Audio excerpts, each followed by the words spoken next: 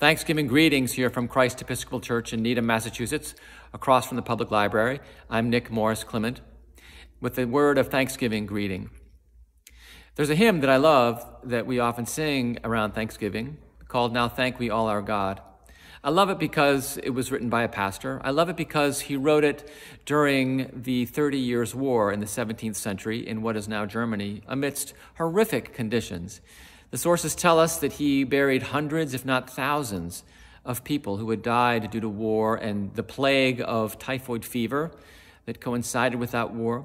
And the sources tell us he buried even his own wife.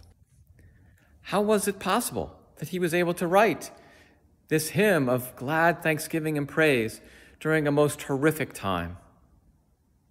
I think it's because he kept his eye on God and on God's promise to give us life abundantly. In the Gospel of John, Jesus tells us that he comes to bring us life and to bring it abundantly. Now, I don't know what abundant life means for you, but I know that each of us is surrounded by it, contains it within our hearts, and has plenty to share with others.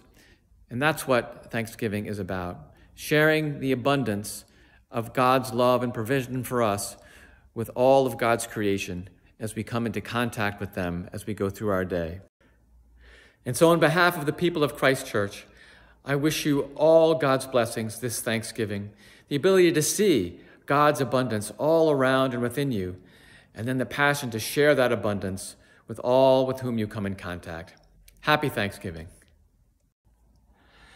Now thank we all our God with heart and soul and voices, who wondrous things hath done, in whom the world rejoices,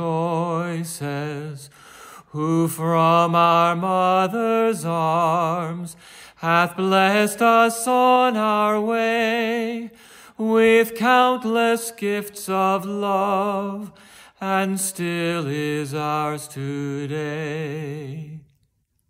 Oh, and that's hymn 397 in the blue hymnal. Happy Thanksgiving.